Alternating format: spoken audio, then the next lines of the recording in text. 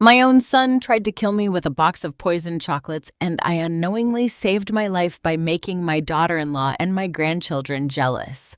When he called me asking if I had eaten the chocolates, I told him no, that I had given them to Laura and the kids. The silence on the other side of the line was deafening. Then he yelled like a desperate man, "You did what?" At that moment, I did not understand why Thomas was so upset.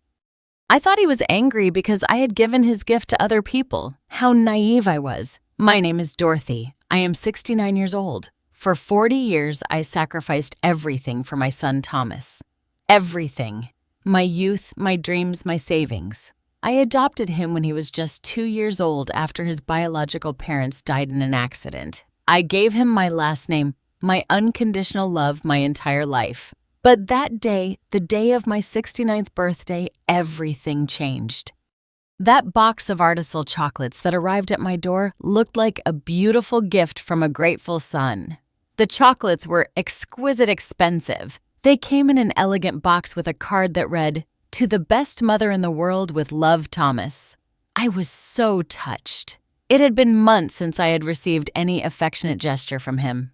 Since he married Laura, everything changed. She arrived like a storm in our lives, filling my son's head with poison against me. "Your mother is too nosy," she would say.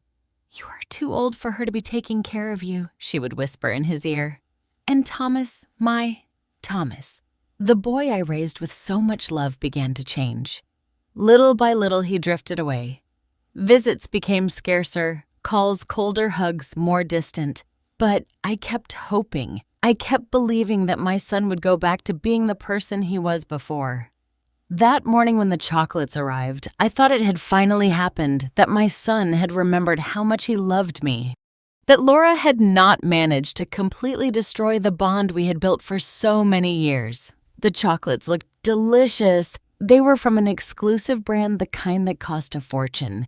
Each piece was a work of art decorated with golden details and perfect shapes. But me, oh, I was always like that, always thinking of others before myself. These chocolates are too good for me alone, I thought. Laura and the kids will enjoy them much more. The little ones had always been my weakness. Despite all the disdain their mother showed me, I adored those children. They were my grandchildren, the extension of my Thomas, the only pure thing left in that toxic relationship. So I took the box carefully, rewrapped it, and headed to Thomas's house, which was just a short drive from my home in upstate New York. When I knocked on the door, it was Laura who opened it. As always, she greeted me with that fake smile that I hated so much, that smile that did not reach her eyes, that screamed contempt even though her lips tried to feign courtesy. "Hello, Dorothy," she said with that condescending tone she used with me. "What brings you by?" I handed her the box of chocolates and explained that they were from Thomas for me, but that I wanted to share them with her and the children. For a moment, I saw something strange in her eyes, like surprise, but not the good kind. It was more like fear, confusion. But she quickly composed her expression and took the box. "What a nice gesture from Thomas," she murmured. "The kids will be thrilled." She did not invite me in. She never did. She always found an excuse to keep me at the door as if I were a traveling salesperson and not the grandmother of her children. That time, she said the children were sleeping, that it had been a long day, that perhaps another day would be better. I went home with a slightly sad heart, but also with a certain satisfaction. I had done something good. I had shared the joy of my son's gift with his family. That night, I went to bed thinking that maybe, just maybe, that gesture would help smooth things over between Laura and me. The next day, the phone rang early. It was Thomas. His voice sounded strange, tense. "Mom," he said to me, "how are the chocolates?" The question took me by surprise. It was rare for him to be so interested in knowing if I had enjoyed a gift, usually after giving me something. He seemed to completely forget about the matter. "Oh, Thomas," I replied honestly, "I gave them to Laura and the kids. You know how much they love sweets." The silence that followed was terrifying. It was as if the world had stopped. I could hear my own heart beating as I waited for his answer. Then he exploded. "You did what?" He yelled with a fury I had never heard in his voice. "I gave them to Laura and the children. You're crazy." His voice trembled in a way that frightened me. It was not just anger. It was pure panic. "Thomas?" "I don't understand," I said, trying to stay calm. "I thought you'd be happy that I shared your gift with your family." But he kept shouting, increasingly desperate. He asked me over and over if I was sure I had not eaten a single chocolate, if I had given the whole box, if the children had already eaten them. His questions were so specific, so urgent, that I began to suspect. Why did he care so much that I had not tried the chocolates? Why did he seem relieved that I had not eaten them but desperate that I had given them to his own family? He hung up abruptly after shouting that I was an idiot, that I had ruined everything. I was left with the phone in my hand, trembling, not understanding what had happened. But something inside me, a maternal instinct that I had developed over years of caring and protecting, told me that something was terribly wrong. That afternoon, Laura called me. Her voice sounded different, worried. "Dorothy," she said to me, "the children felt sick after eating the chocolates. We had to take them to the hospital in Staten Island." My blood ran cold. "What happened to them?" I asked with my heart in my throat. "The doctors say it was food poisoning," she replied.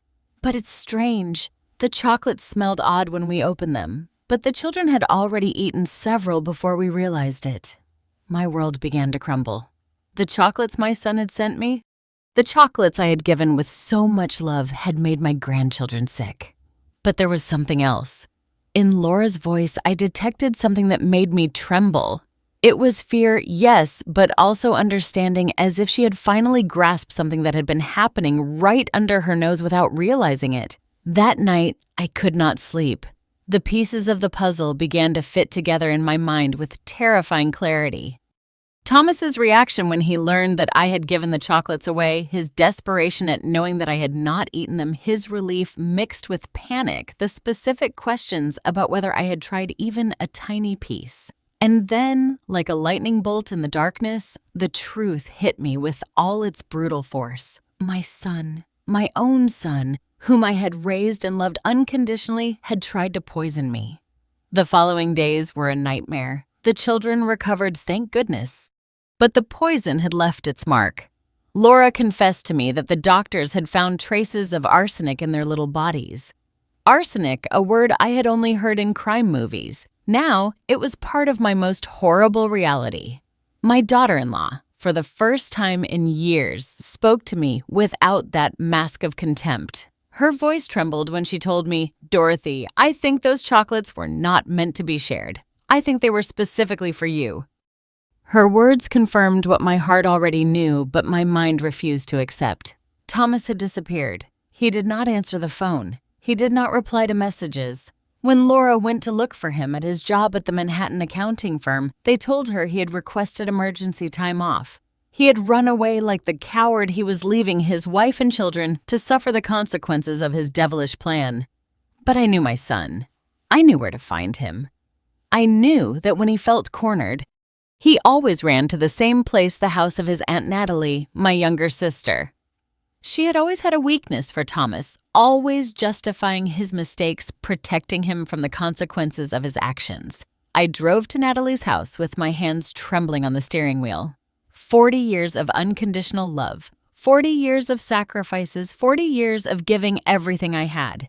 And this was what I received in return, a son who wanted to see me dead. When I knocked on the door, Natalie opened it with a look of guilt. "Dorothy," she murmured, "I didn't know you were coming, but I had already seen Thomas's car parked on the corner. I know he's here," I said in a voice I did not recognize as my own. Thomas appeared behind her like a ghost. His face was drawn, his eyes sunken, but what struck me the most was the expression on his face. There was no remorse. There was no guilt. There was only resentment, as if I were the culprit of this whole disaster. "Why?" was the only thing I could ask him. "Why did you want to kill me?" My voice broke on that last word. Kill me. My own son had wanted to kill me. His answer broke my soul into 1,000 pieces. "Because you're a burden," he said with a coldness that chilled my blood. "Because you've always been a burden. Because I need your inheritance and you never die." My inheritance. Of course it all came down to money. The money I had saved for decades working day and night. The money I had saved living like a porpoise to secure a future for him. The money I planned to leave him when I died naturally of old age, surrounded by the love of my family. But I didn't know you had so much money, he continued with that poisonous voice, until I saw the bank documents when you got sick last year. $200,000, Mom. $200,000 that I need now, not when you're 90 years old. $200,000 that I had earned with blood, sweat, and tears. $200,000 that represented 40 years of work deprivations, of sleepless nights working double shifts to give him the best education, the best clothes, the best opportunities. Besides, he added as if it were the most natural thing in the world, "You're old. What else are you going to do with your life? Why do you need so much money at your age?" His words were daggers in my heart. Every syllable was a deeper betrayal than the last. Natalie tried to intervene. "Thomas, don't talk like that," she murmured, but he silenced her with a look. "Aunt, you know I'm right. She's already lived her life. I have a family to support, children, to educate, a future ahead of me." "A future built on my corpse," I replied with a bitterness I did not know I had inside. "A future bought with my death." He looked at me with contempt, as if I were the crazy one, as if I were the villain in this twisted story. "Don't be dramatic," he told me. "It was going to be quick. The chocolates had enough arsenic to look like a natural heart attack. No one would have suspected anything. You would have died peacefully sleeping, and I would have inherited what was going to be mine anyway." His words revealed the depth of his betrayal. It had not been an impulse, a moment of madness. It had been a calculated, meticulous, cold plan. He had researched the poison. He had bought the most expensive chocolates to disguise the taste. He had calculated the exact dose. My death had been planned with the same dedication that I had put into planning his birthdays for so many years. "And what happened?" I asked him. "Why didn't your perfect plan work?" His face twisted into a grimace of frustration. "Because you're too stupid to eat chocolates your own son gives you," he spat at me. "Because you always have to be the martyr. You always have to give everything. You always have to be the selfless, saintly mother." The irony was suffocating. The very flaw he criticized in me, my tendency to give rather than receive, had been what saved my life. My instinct to share the gift with his children had destroyed his homicidal plan. But the worst part, he continued with rising anger, is that now Laura knows everything.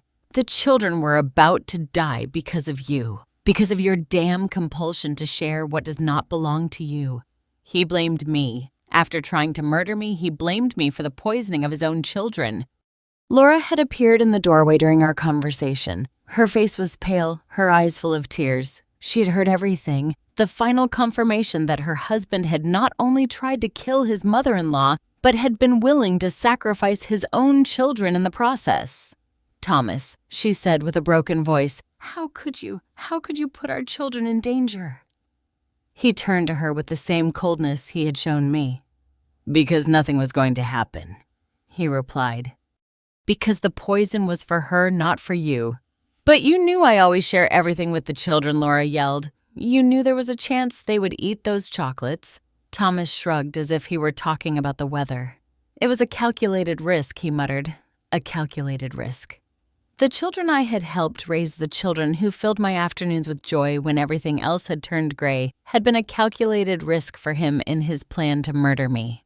At that moment, I understood that the son I had raised, the boy I had adopted and loved as if he had come from my own body, had died a long time ago. The man in front of me was a stranger, a dangerous stranger who had been able to look me in the eye for years while planning my death. "It's over," I told him with a calm that surprised me. "Everything is over between us." He laughed a bitter, cruel laugh. "What are you going to do, Mom? Call the police, report your own son? You know you'll never do that." "You're too weak. Too weak." For 40 years, I had been too weak to tell him no. Too weak to set limits. Too weak to see that my unconditional love had turned him into a monster. But that day, in that house, in front of the evidence of his absolute betrayal, something changed inside me. "You're right," I told him. "I've been too weak for too long, but that ends today. I turned and started walking toward the door. Wait and see what a weak woman can do when she finally finds her strength. His screams followed me into the street. He yelled that I was an ingrate, that after everything he had done for me, I was abandoning him. Everything he had done for me, the height of cynicism. Trying to kill me was in his twisted mind something he had done for me. That night in the solitude of my home, I cried as I had not cried in decades. I cried for the son I had lost, for the wasted years, for the betrayed love. But above all, I cried for the woman I had been naive, permissive, blind to the evil that was growing before my eyes. When the tears stopped, I made a decision. Thomas was right about one thing. I was too weak. But that weak woman was dying that night. Tomorrow a new Dorothy would be born. A Dorothy who had learned that love without limits is not a virtue. It is complicity. A Dorothy who had discovered that sometimes to protect yourself, you have to become what your enemies least expect. My phone rang. It was Stanley, my lawyer, an old family friend. "Dorothy," he told me. "Laura called me. She told me everything. Are you all right?" For the first time in days, I smiled. "I'm perfect, Stanley, and I have work for you." The transformation was not immediate, but it was total. Over the next few weeks, while Thomas believed he had emotionally destroyed me, I was building the foundations of my revenge. The first step was to move. I could not continue living in that house where I'd raised a viper where every corner reminded me of my naivety. Stanley helped me find an apartment in the most exclusive area of the city Upper East Side, a penthouse with a panoramic view, which cost more in 1 month than Thomas earned in 3. When I signed the lease, I saw the surprise in the eyes of the real estate agent. A 69-year-old woman, modestly dressed, paying cash for a luxury apartment. "It's for my retirement," I told her with a smile.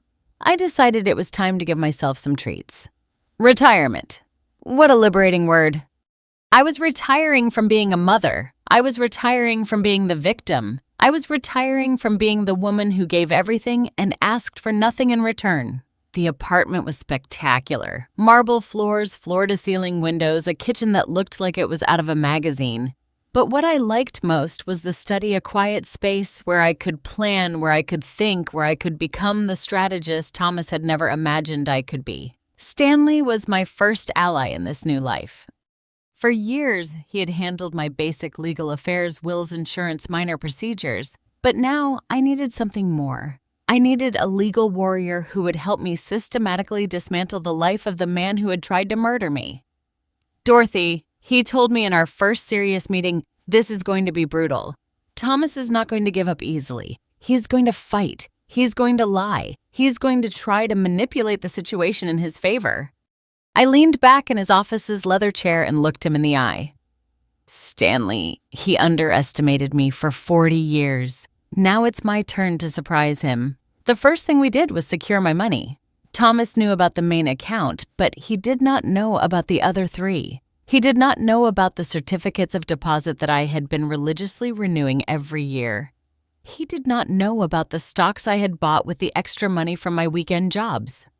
He did not know that his stupid mother had built a modest but solid financial empire. In total, Stanley told me after reviewing all the documents we were talking about almost $400,000, not $200,000 as he believes.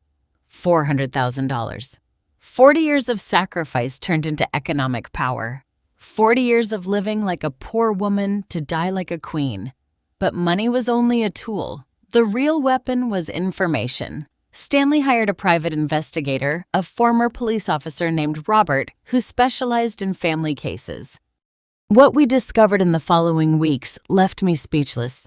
Thomas had not only planned my death for the inheritance, he had debts that I was unaware of.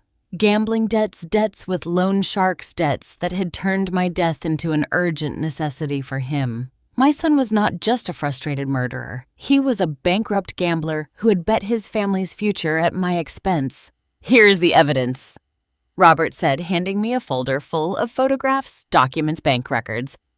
"Your son owes more than $50,000 to very dangerous people, people who do not accept excuses." The photograph showed him in Atlantic City casinos, in clandestine betting houses in Queens, in nighttime meetings with threatening-looking men. He had mortgaged the house where he lived with Laura without telling her anything.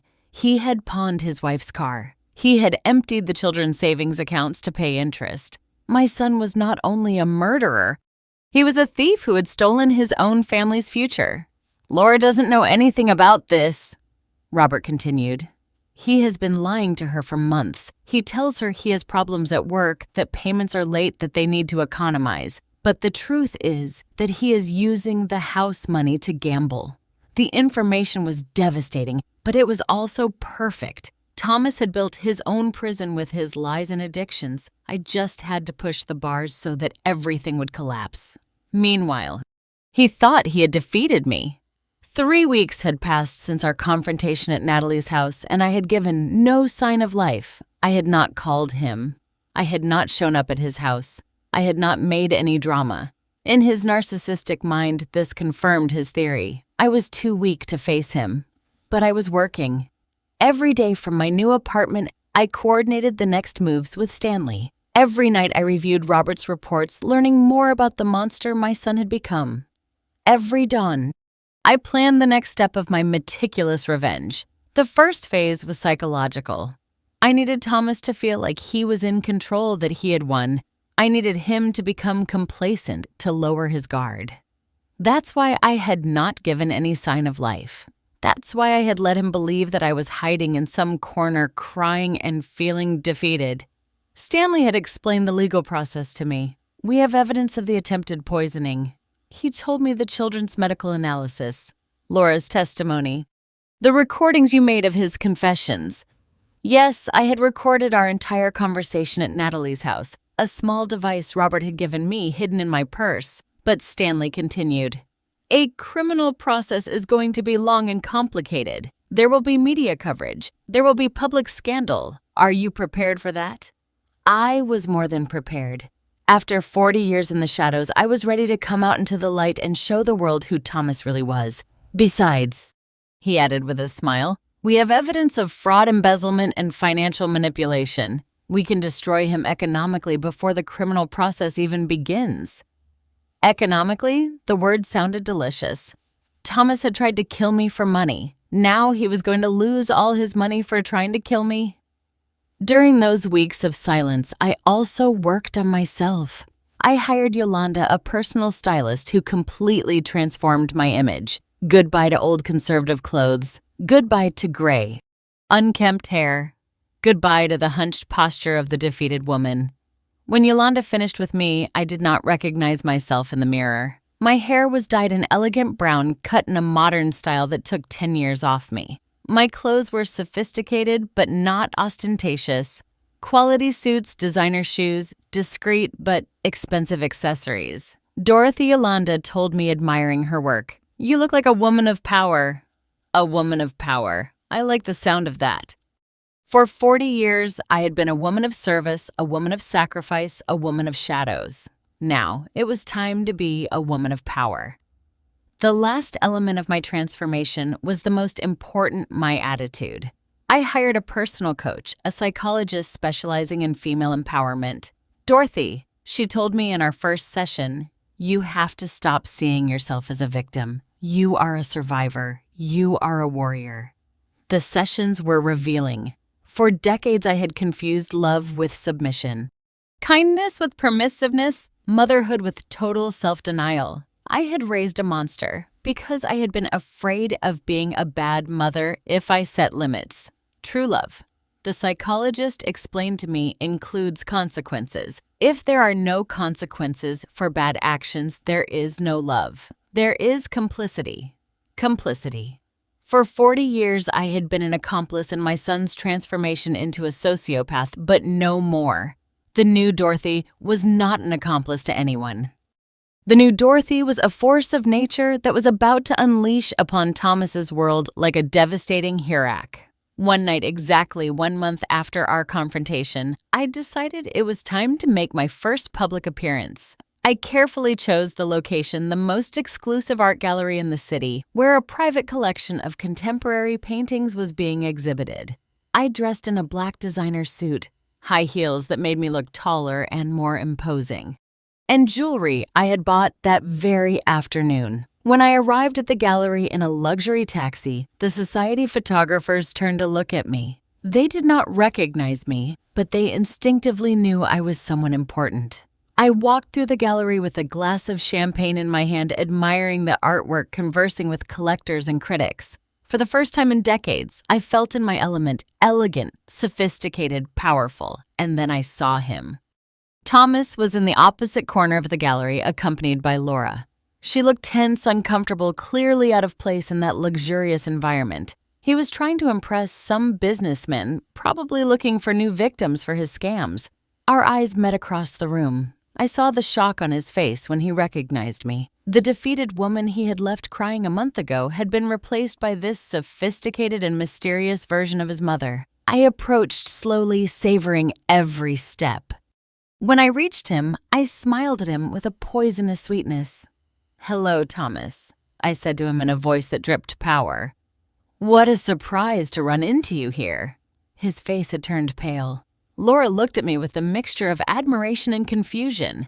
The businessmen who were talking to Thomas turned toward me with curiosity. "Mom," he stammered, "what are you doing here?" His voice trembled slightly. For the first time in his life, my presence intimidated him. "I'm enjoying my retirement," I replied, taking a sip of champagne. "I decided it was time to treat myself." The word retirement echoed in the air like a veiled threat. The businessmen looked at us with interest. It was obvious there was family tension, but it was also obvious that I was not the victim they had imagined. "Retirement," one of them asked politely. "What are you retiring from, Mom?" "From being too generous," I replied, without taking my eyes off Thomas. "Sometimes when you give too much, people get used to receiving. There comes a point where you have to stop giving and start collecting." Collecting, the word floated in the air like a promise of a storm. Thomas knew exactly what it meant. He knew his time of taking without giving had ended. He knew the hunt had begun, and now he was the prey. The following days were of exquisite tension. Thomas knew something had changed, but he did not know what. He had seen me at the gallery transformed into a woman he did not recognize, and that made him uneasy. He began calling me obsessively, but I did not answer. I let his calls go to voicemail where I could hear his growing nervousness. "Mom, answer the phone," he said in his messages. "We need to talk. I need to know what you are planning." "What are you planning?" For the first time in his life, he was the one who was afraid of me. For the first time, I was the predator and he was the prey. Stanley had begun the legal phase of my revenge. The first thing was to file a civil lawsuit for attempted murder with all the evidence we had gathered, the children's medical analysis, the audio recordings, the testimonies of Laura and the medical staff who had treated my grandchildren. Dorothy Stanley told me in his office this lawsuit is going to be a scandal. The media are going to cover the case. Your story is going to be on every newscast. Perfect. I wanted the whole world to know who Thomas really was. I wanted his neighbors in Connecticut, his coworkers, his friends to know that he had tried to murder his own mother. But the civil lawsuit was only the appetizer. The main course was the investigation Robert had completed into Thomas's illegal activities. Mortgage fraud, misuse of family funds, defrauding loan sharks, tax evasion. My son had built a financial house of cards that was about to collapse. "Here are all the documents," Robert said, handing me 3 folders full of evidence. "Your son has been stealing from his own family for months. Laura can sue him for marital fraud and recover everything he stole." Marital fraud. The words sounded delicious. I decided it was time to have a conversation with Laura. Despite all our past problems, she was also a victim of Thomas. She had also been deceived, manipulated, stolen from, and most importantly, she was the mother of my grandchildren, the children who had been about to die because of their father. I invited her to lunch at the most elegant restaurant in the city. When she arrived, I saw the surprise in her eyes at seeing my new version. I was no longer the modest, resigned mother-in-law she had known for years. I was a woman of power who had decided to take control of her destiny. "Laura," I said to her after we ordered our turkey clubs, "we need to talk." She nodded nervously. She knew something big was coming. I know everything about Thomas's debts. I know about the gambling. About the loan sharks, about the mortgage he put on your house without your knowledge. Her face fell apart. How do you know that? She murmured. Because I hired investigators, I replied calmly. Because I decided to stop being the victim and become the hunter. I handed her one of the folders Robert had prepared. Everything is there. Documents, photographs, bank records. Laura reviewed the papers with tears in her eyes. Each page was a deeper betrayal. Her husband had not only tried to murder his mother-in-law, but had been systematically stealing his family's future to feed his gambling addiction. Dorothy, she said to me with a broken voice, I didn't know any of this. He told me there were problems at work that we needed to economize. I never imagined that he was... Her voice was lost in sobs that he was destroying our lives. Laura, I said, taking her hand, you are not to blame for anything. Thomas deceived both of us. But now we have the opportunity to get justice. I explained my plan. She could file a lawsuit for marital fraud, recover the house, protect the children's future. I would help her with the legal expenses, but I added firmly, I need you to testify against Thomas. I need you to tell the whole truth about the chocolates, about his confession, about everything you have seen. She did not hesitate for a second. Of course, she told me. It is the least I can do after everything that has happened. While we were eating our mashed potatoes, Thomas arrived at the restaurant. It was no coincidence. He had been following her, worried about this meeting between his wife and his mother. When he saw us together sharing documents, his face transformed into a mask of panic. He approached our table with agitated steps. What are you doing? He asked in a tense voice. What are you talking about? His desperation was palpable. He knew his world of lies was collapsing. We are talking about you. I replied with a cold smile. We are talking about your debts, your lies about how you have been stealing from your own family. Thomas looked at the documents on the table and his face completely collapsed. Laura, he pleaded with his wife, don't listen to this crazy old woman. She's trying to manipulate you to separate us. Crazy old woman. Even in that moment of total panic, he could not stop insulting me. He was incapable of showing respect or remorse. Thomas, Laura told him in a voice I had not heard before, a voice full of strength and determination. I know everything now. I know about the gambling, about the debts, about the mortgage. I know you have been lying for months. He tried to deny it, but she interrupted him. And I know you tried to kill your mother. She shouted the last words, attracting the attention of the entire restaurant. The diners turned toward us, murmuring among themselves. Thomas realized he was being watched and lowered his voice, but his desperation was increasingly evident. Laura, please, he whispered to her. We can fix this. We can work it out together. You don't need to listen to this woman. She has always tried to separate us, always manipulating, always blaming others, never taking responsibility for her actions. No, Laura replied firmly. No more. No more lies. No more manipulation. I am going to protect our children. And that means taking them away from you. She got up from the table, picked up her purse, and headed for the exit. My lawyers will be in touch with you. Thomas stood there next to our table, trembling with rage and impotence. When Laura left, he turned to me with a fury that reminded me why I had decided to destroy him. This is your fault, he hissed through clenched teeth. You ruined my marriage. You destroyed my family. I didn't destroy anything, I replied with supernatural calm. I only brought the truth to light. Your marriage was ruined when you decided to become a liar and a thief. Your family was destroyed when you decided to try to murder your mother. I got up from the table and looked him directly in the eyes.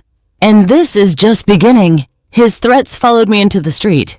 You're going to regret this, he yelled as I walked toward my taxi. You're going to pay for destroying my life, destroying his life. He had tried to destroy mine, literally. And now he complained because I was defending myself. That night, Stanley called me with news. Dorothy, the lawsuit is already in process. The media have started calling. They want interviews. They want your side of the story. It was exactly what I had expected. Schedule the interviews, I told him. It's time for the world to know the truth. The first interview was with the most watched news program in the City Channel 5 News. I arrived at the studio impeccably dressed with the confidence of a woman who had found her power. The journalist received me with curiosity and compassion. "Miss Dorothy," she said to me in front of the cameras, "tell us your story. How did you discover that your son had tried to poison you?" I told her everything. The chocolates. Thomas's reaction, the children's poisoning, his cold and calculated confession. I spoke calmly without dramatizing, letting the facts speak for themselves. "How does a mother feel when she discovers that her son wants to kill her?" the journalist asked me. "She feels free," I replied. "She feels free from an illusion she had maintained for 40 years. She feels free to stop protecting someone who never protected her." The interview went viral. Within hours, my story was on all social media. The comments were overwhelmingly supportive. Hundreds of women wrote to me telling me their own stories of ungrateful children, toxic families, unrequited love. But the most satisfying part was the comments about Thomas. His coworkers began to recognize him as the son who had tried to murder his mother. His neighbors began to look at him with contempt. His friends began to distance themselves from him. The scandal followed him everywhere. When he went to the supermarket, people pointed and whispered.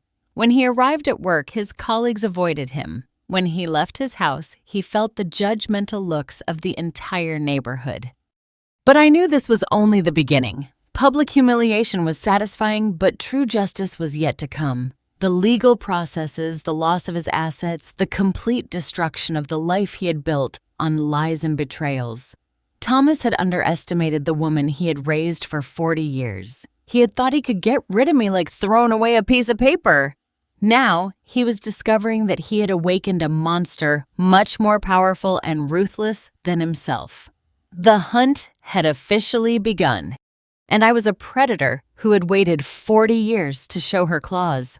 The legal process advanced like an unstoppable avalanche. Stanley had filed all the lawsuits simultaneously: attempted murder, family fraud, aggravated fraud, and a civil lawsuit for emotional damages amounting to $500,000. Thomas woke up one Monday and discovered that his life had exploded into 1,000 pieces. His bank account was immediately frozen. The few savings he had left after his compulsive gambling were blocked. While the origin of the funds was investigated, his salary was garnished to ensure payment of the civil lawsuits. Overnight, he was left penniless. Dorothy Stanley reported to me with satisfaction, "Your son is broke. He cannot afford a decent lawyer. He's going to have to settle for a public defender." A public defender against the best law firm in the city. The battle was unequal from the start, but the most delicious thing was seeing how his social world crumbled. The video of my television interview had generated such a scandal that the media began to investigate Thomas's life more deeply. Soon, his gambling debts, his scams against co-workers, and his systematic lies came to light. His boss called him to an urgent meeting. "Thomas," he said, "the company cannot afford to have its name associated with this scandal.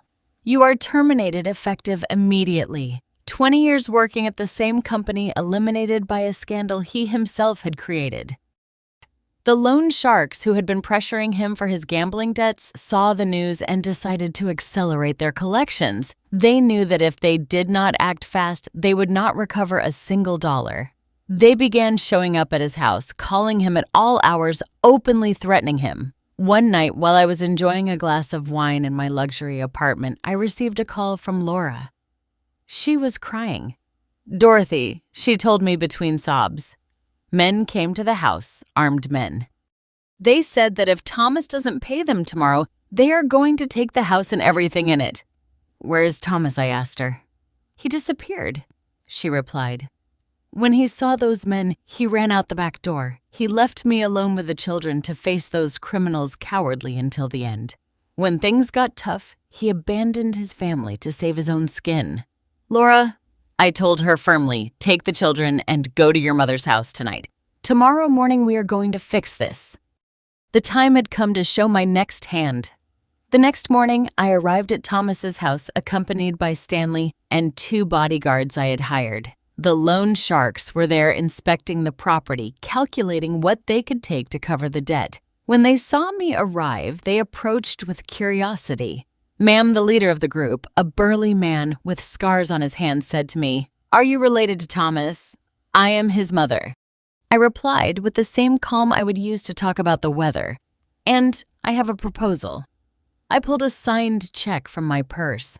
"This is the exact amount my son owes you," I told them. $530,000. Take it and forget about him forever. The men looked at the check in surprise. They did not expect an elegant woman to show up with $500,000 in cash.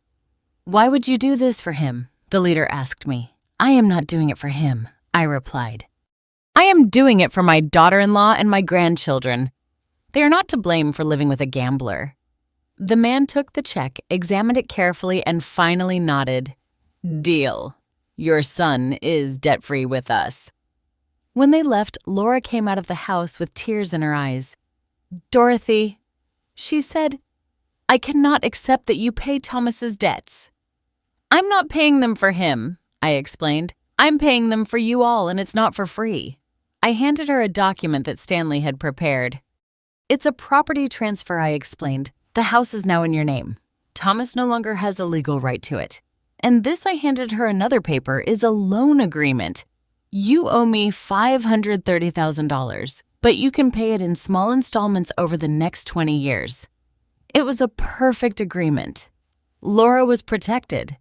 The children had a safe home, and Thomas lost his last economic resource. When he finally showed up, he would discover that he no longer owned anything. That afternoon, Thomas finally deigned to call me. His voice sounded desperate, broken.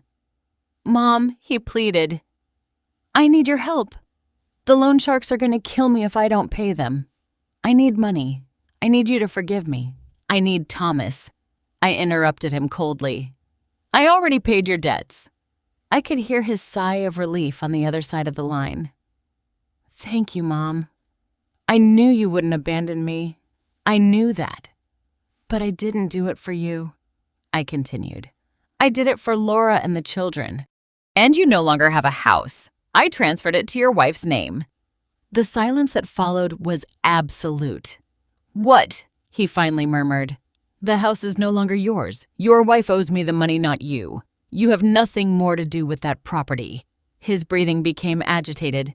"You can't do that," he yelled. "It's my house. I bought it." "Did you buy it with money you stole?" I replied. "And now it has returned to legitimate hands. Laura and the children are protected. You are on your own." I hung up the phone without waiting for his response. The following days were of delicious tension. Thomas showed up at the house, but Laura had already changed the locks. When he tried to force his way in, she called the police. The officers arrived and explained to him that he no longer had a legal right to the property. "But she's my wife," he yelled as they escorted him out of his own house. "I have a right to be here." "Sir," the officer told him, "your wife has requested a restraining order. You cannot approach within 200 yards of this property." Restraining order.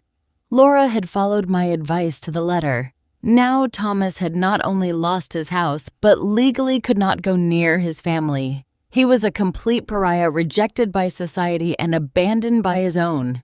Homeless, jobless, penniless, Thomas was forced to take refuge in cheap, rundown motel. But even that became unsustainable when the media began following him. Reporters constantly harassed him, asking him about the attempted murder, about his debts, about his gambling addiction. One night, desperate and humiliated, he decided to do something he considered intelligent, but which turned out to be the final nail in his destruction. He created a social media profile and began live streaming, trying to tell his side of the story. "My mother is crazy," he said in front of his phone camera from a dirty motel room. "She is making all this up because she wants attention. I never tried to poison anyone. The chocolates were normal. She is manipulating my whole family against me, but the internet does not forgive." Users began bombarding him with specific questions he could not answer. "Why was there arsenic in the chocolates?" they asked. "Why did your children get poisoned?" they insisted. "Where is the proof that your mother is lying?" His broadcast went viral, but not in the way he expected. It went viral as an example of pathological narcissism, as the live confession of a man who could not accept responsibility for his actions. The comments were brutal, ruthless, merciless. "This guy really thinks we're stupid," someone wrote. "His own wife is reporting him, and he says it's all a lie," added another. "Typical psychopath, always blaming others," commented a third. But what really sealed his fate was when someone asked him directly, "If you're innocent, why don't you sue your mother for defamation?" Thomas was speechless. He could not sue me because he knew I had all the evidence. He could not deny the attempted poisoning because the evidence was irrefutable. His silence at that question was interpreted by everyone as an admission of guilt. The broadcast ended abruptly when he began receiving death threats live. He had tried to manipulate public opinion and had achieved exactly the opposite. The next day, clips of his broadcast were on every newscast. Behavioral analysts dissected him as a case study of malignant narcissism. Psychologists explained on television how his inability to accept responsibility was typical of antisocial personalities. Thomas had achieved something that I could not have achieved even with the best public relations team. He had destroyed his own reputation so completely and publicly that there was no turning back. He had become the national villain, the symbol of filial ingratitude taken to the extreme. But for me, the most satisfying thing was not his public humiliation. It was the tranquility I saw in Laura's eyes when I visited her, the security my grandchildren felt in their own home, the peace I had found by moving away from the toxicity that had dominated my life for decades. Formal justice was still in process, but poetic justice had already been served. The son who had tried to kill me for money now did not have a single dollar. The man who had scorned my love now begged for my forgiveness. The manipulator had been exposed and rejected by everyone. And I, the victim who had spent 40 years in silence, had finally found my voice. The months that followed were of total transformation. While Thomas sank further and further into his own misery, I flourished as never before in my life. The luxury apartment had become my sanctuary, a place where for the first time in decades, I could breathe without the weight of constant manipulation. Stanley kept me informed of the progress of the legal cases. "Dorothy," he told me during one of our weekly meetings, "the district attorney is very interested in prosecuting Thomas for attempted murder. The evidence is overwhelming. The audio recordings, the medical testimonies, the confessions he himself had made, everything formed a solid and irrefutable case." Furthermore, Stanley continued with a smile, "His public defender is trying to negotiate a plea bargain. He knows he cannot win this case. A plea of guilty would mean Thomas would have to publicly admit in front of a judge that he had tried to murder his own mother." But what truly filled me with satisfaction was seeing how Laura had flourished after breaking free from the toxicity of her marriage. Without the constant lies, without the financial stress, without the emotional manipulation, she had returned to being the strong woman I had glimpsed years ago. "Dorothy," she told me during one of our weekly lunches, "for the first time in years, I feel free. The children are happy, safe. They sleep peacefully for the first time in months. Seeing my grandchildren recover their innocence, seeing their sincere smiles was worth more than any revenge I could plan." One afternoon, while enjoying a coffee on my apartment terrace, I received an unexpected call. It was Natalie, my sister. Her voice sounded embarrassed, guilty. "Dorothy, she told me I need to talk to you. I need to apologize. I decided to receive her at my house. When she arrived, the difference between us was abysmal. I looked elegant, serene, empowered. She looked consumed by guilt and shame. Dorothy," she began with tears in her eyes, "I knew Thomas had problems, but I never imagined he was capable of trying to kill you." "Natalie," I replied with a calm that surprised me, "you always knew there was something wrong with him. You always justified him. You always protected him from the consequences of his actions." She nodded, unable to deny the truth. "I know I was an accomplice to his behavior. I know I failed you as a sister. What hurts me the most," she continued, "is that when he came to ask me for refuge after trying to poison you, I welcomed him into my house. I protected him, knowing what he had done. Her tears were genuine. Her repentance seemed real. But the damage was already done. Natalie. I told her without cruelty but with firmness. For 40 years, you chose to protect a monster instead of protecting your sister. I cannot simply forget that because you feel guilty now. She left my house crying, but I felt at peace. I had set clear limits. I had expressed my truth without aggression, but without concessions. The criminal trial began 6 months after the attempted poisoning. The media covered every detail, every testimony, every piece of evidence presented. I testified with a serenity that impressed even the most experienced reporters. Ms. Dorothy. The prosecutor asked me, "How did you feel when you discovered that your son had planned your death?" I felt liberated. I replied, looking directly at Thomas in the dock. Liberated from 40 years of manipulation, from 40 years of giving unconditional love to someone incapable of reciprocating it. Thomas looked haggarded, age destroyed. His public defender had done what he could, but the evidence was irrefutable. The testimonies of Laura, of the doctors who treated the children, of the specialists who analyzed the chocolates, built a perfect case. When it came time for his testimony, Thomas attempted one last manipulation. "I loved my mother," he declared with false tears. "This is all a terrible misunderstanding. I never wanted to hurt anyone," but his own recordings betrayed him. When the prosecutor played the audio where he confessed his plan, his version completely crumbled. The jury deliberated for barely 2 hours. Guilty of attempted first-degree murder, guilty of endangering the lives of minors, guilty of aggravated fraud.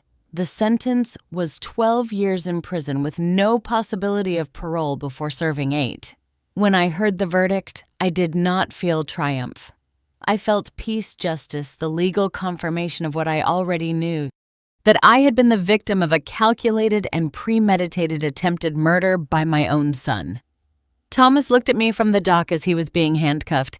His eyes no longer held the arrogance of before, only desperation and self-pity. "Mom," he yelled as they took him away, "you're still my mother. You can't abandon me like this." But I remained motionless, serene, watching him move away toward his inevitable destiny. The civil cases were quickly resolved after the criminal conviction. The lawsuit for emotional damages resulted in a compensation of $300,000, which Thomas, of course, could not pay from prison. But the symbolism was important. The legal system had officially recognized the harm he had caused me.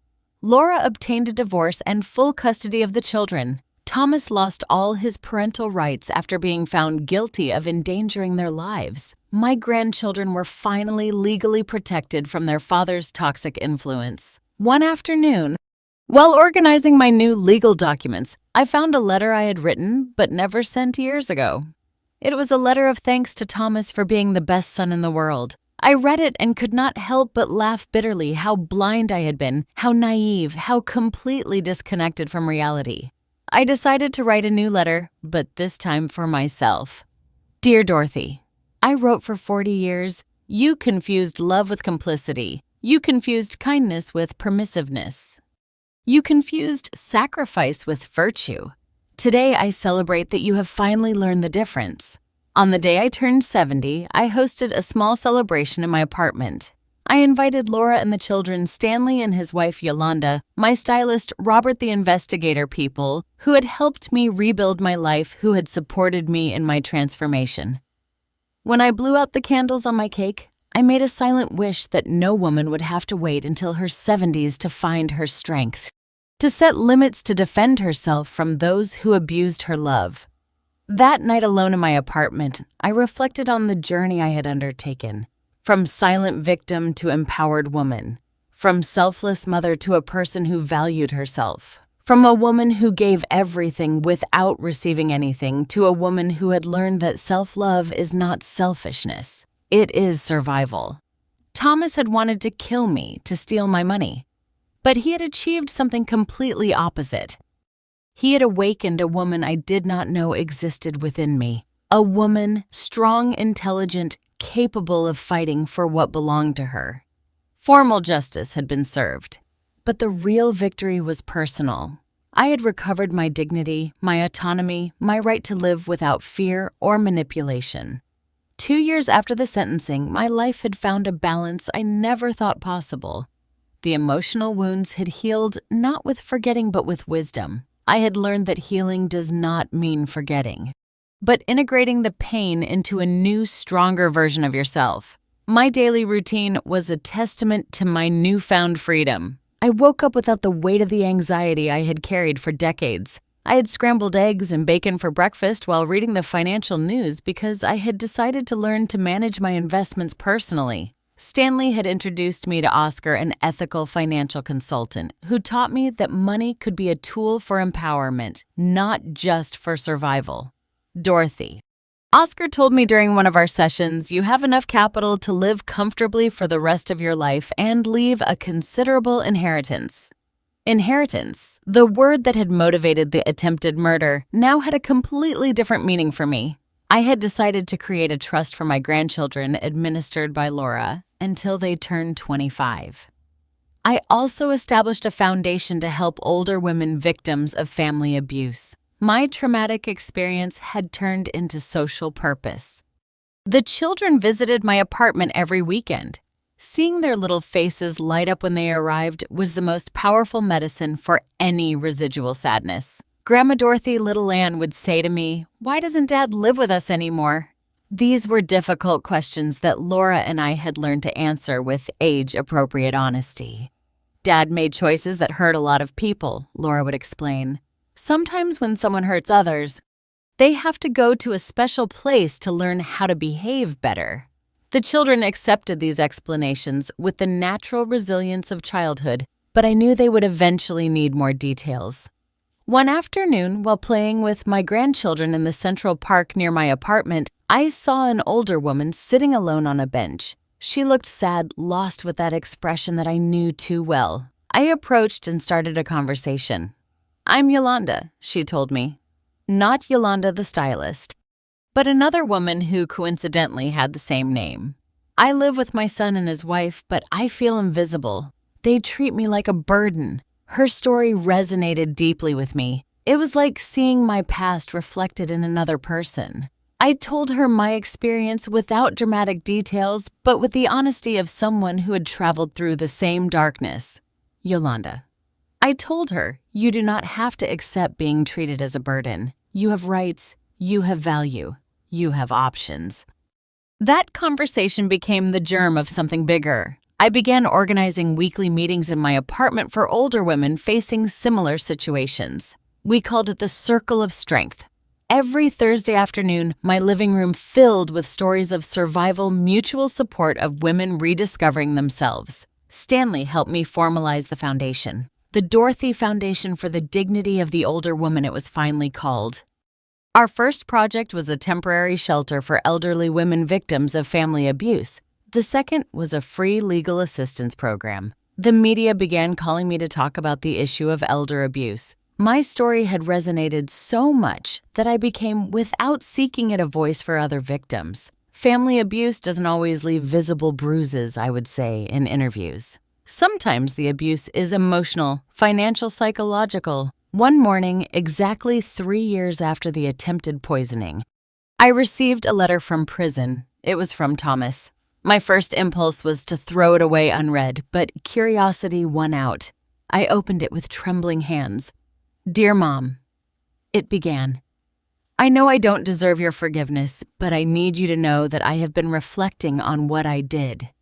The letter continued with what seemed like genuine apologies, expressions of remorse, promises of change, but there was something in the tone that felt familiar. Subtle manipulation, the attempt to elicit pity. "I've been going to psychological therapy," he wrote.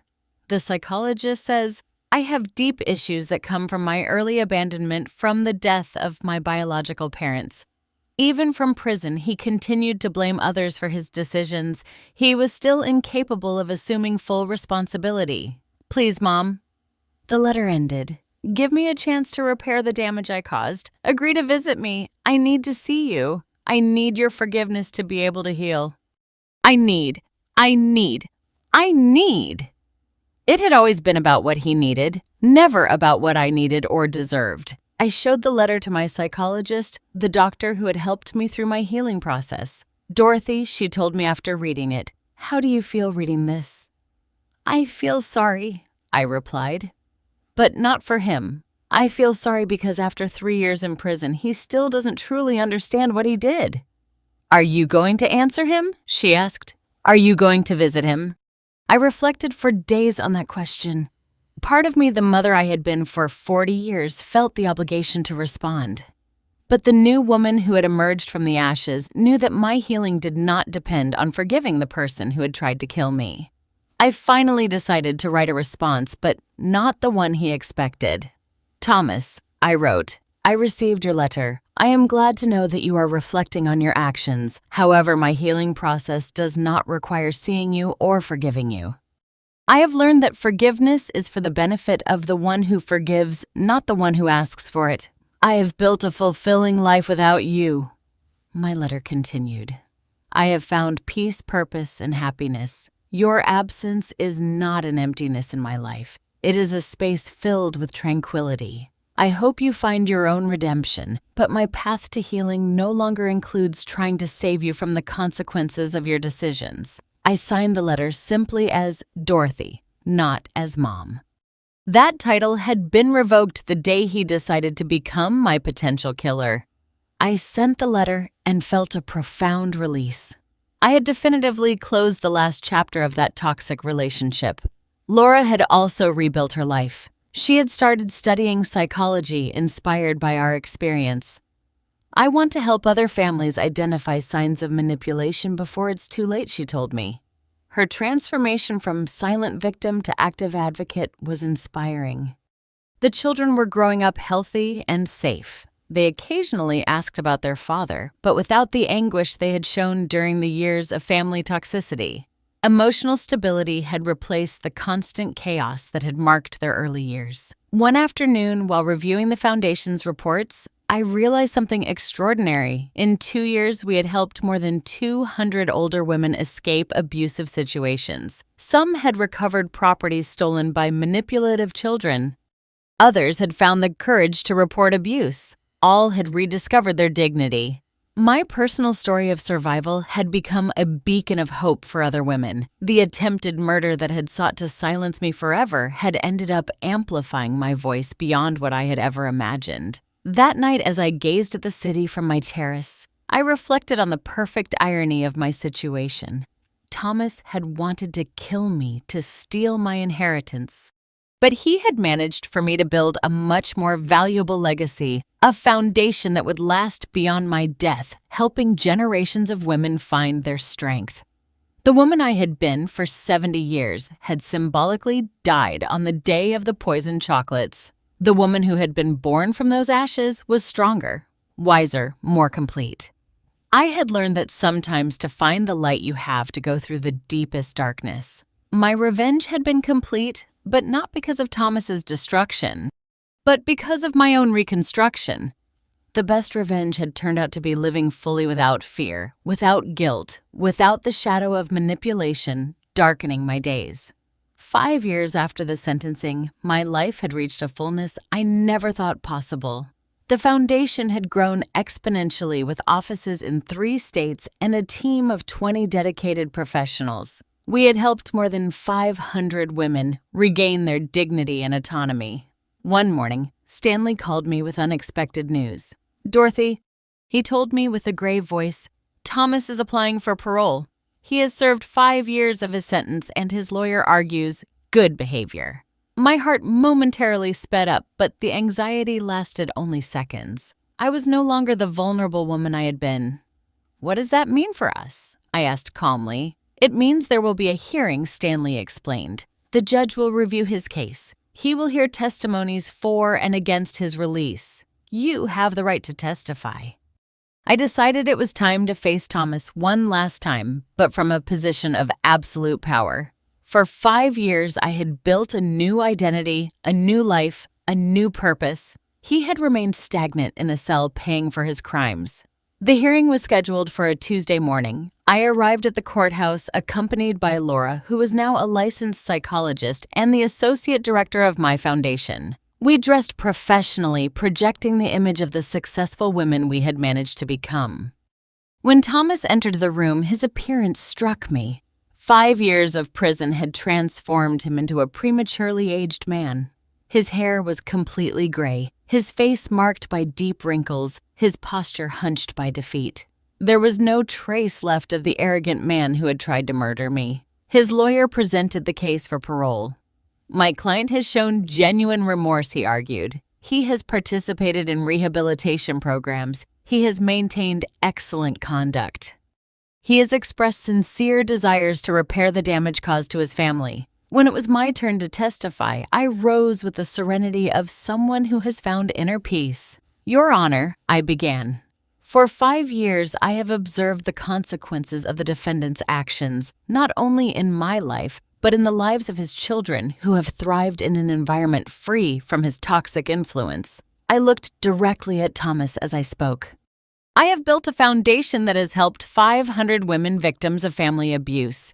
Every one of those stories reminds me why it is important for actions to have real and lasting consequences. Mr. Thomas not only attempted to murder me, I continued firmly.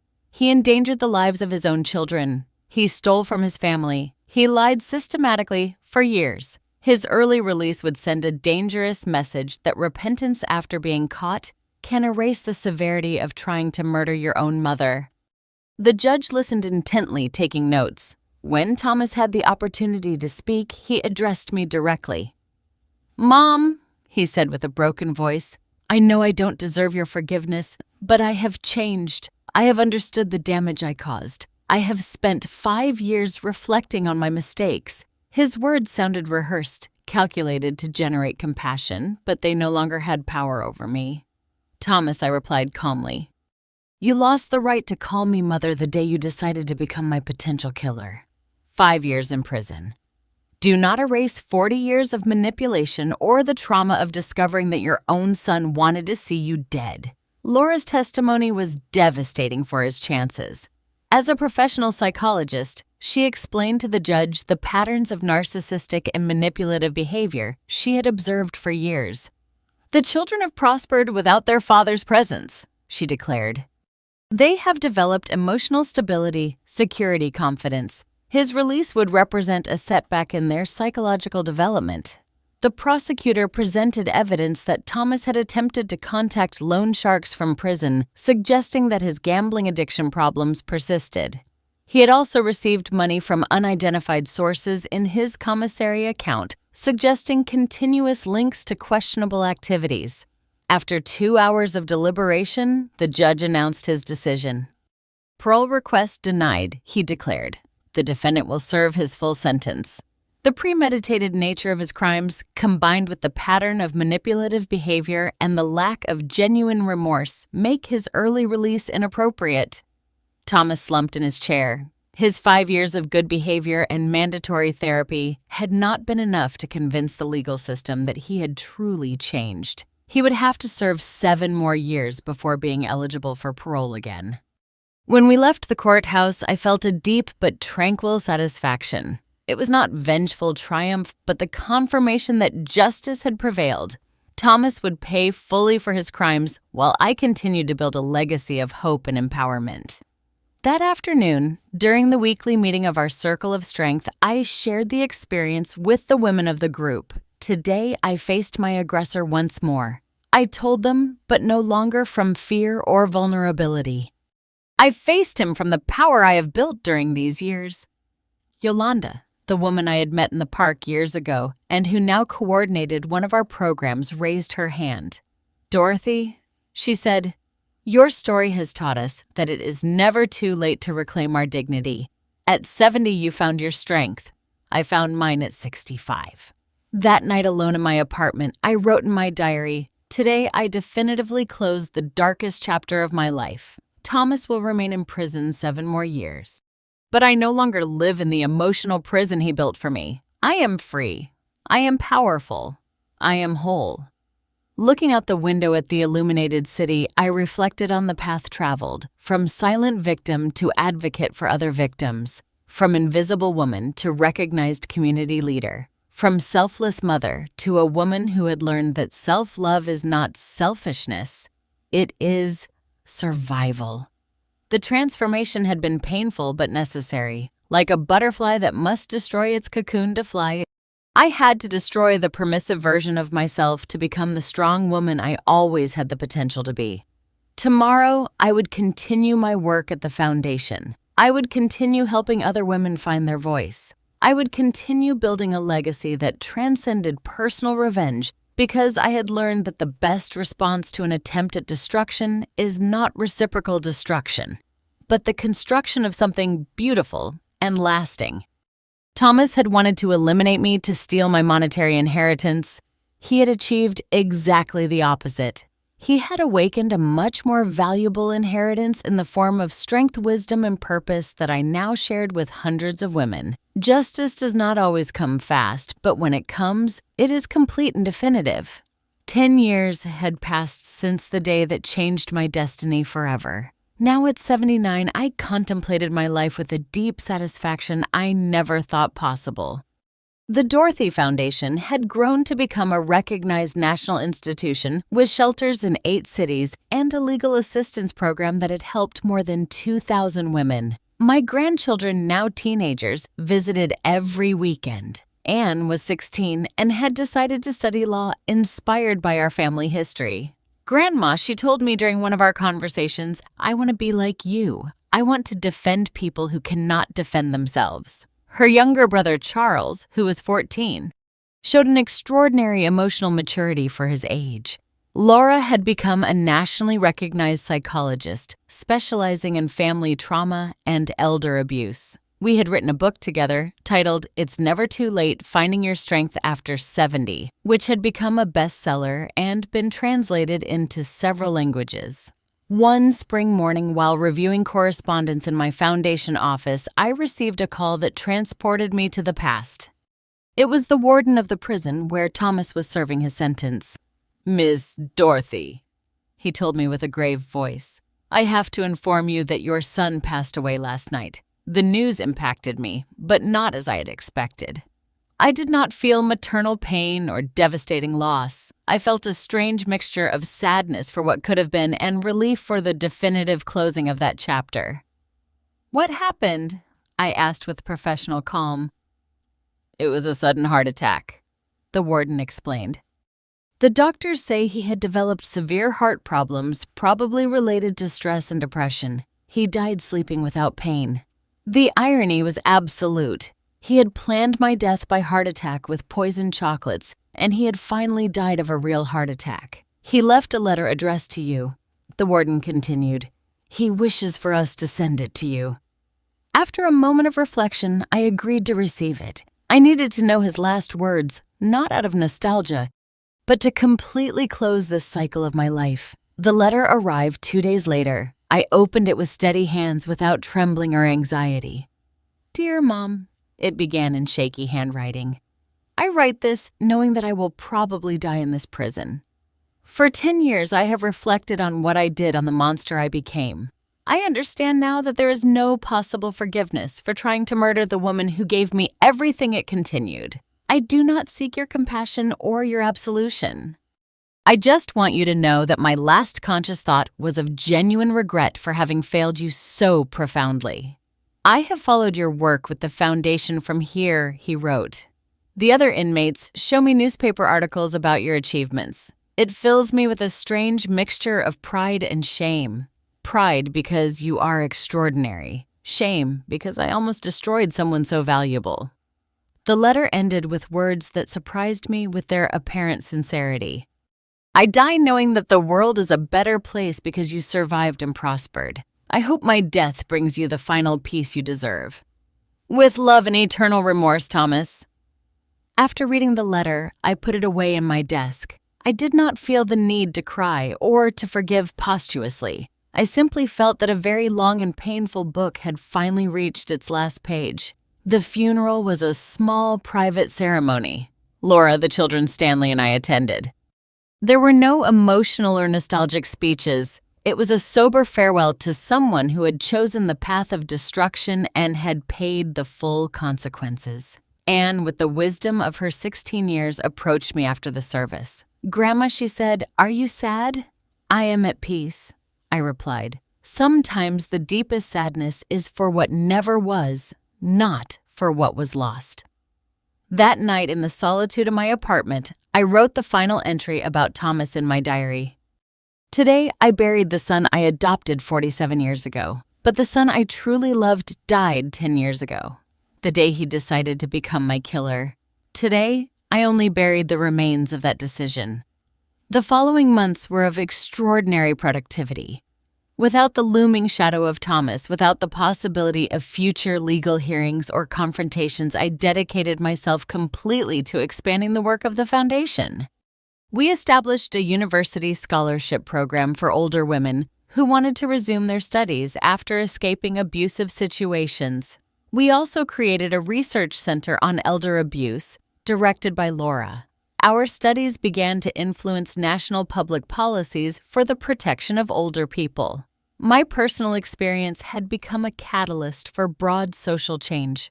On my 81st birthday, we organized a benefit gala for the foundation. The event brought together politicians, businessmen, academics, and most importantly, hundreds of women whose lives had been transformed by our programs. During my speech that night, I reflected on the central lesson of my experience. I have learned that kindness without limits is not virtue. It is self-neglect. I have learned that unconditional love must include self-love. I have learned that sometimes to save yourself, you have to be willing to disappoint those who expect you to sacrifice yourself endlessly. My story began as a tragedy. I continued. The attempted murder by my own son, but it turned into a story of rebirth, of discovery of purpose, because I chose not to remain in the role of the victim, but to transform my pain into power to help others. When I finished my speech, the 2,000 people present stood up in an ovation that lasted 5 minutes. But what moved me the most were the tears in the eyes of Anne and Charles, my grandchildren, who looked at me with an admiration that had been earned through example and resilience. That night back home, I sat on my terrace to contemplate the city. 10 years ago, I had been a 70-year-old woman, vulnerable, manipulated, almost murdered.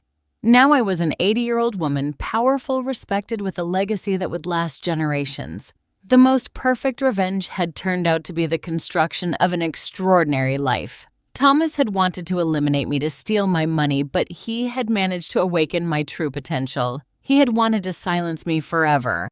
But he had amplified my voice until it became a chorus of empowered women. I wrote in my diary that night, I do not regret adopting him. I only regret not having understood sooner that kindness should never be practiced at the cost of self-destruction.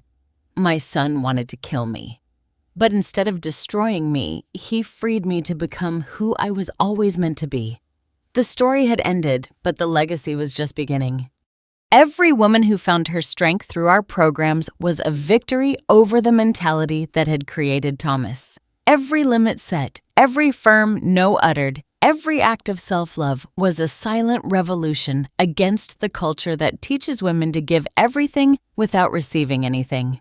It had taken me 70 years to find my power, but I had used every day of the last 10 to ensure that other women would not have to wait so long. That was my true inheritance. Not money, but wisdom. Not property, but purpose. Not revenge, but victory through transformation. The circle had closed perfectly, and I was at peace.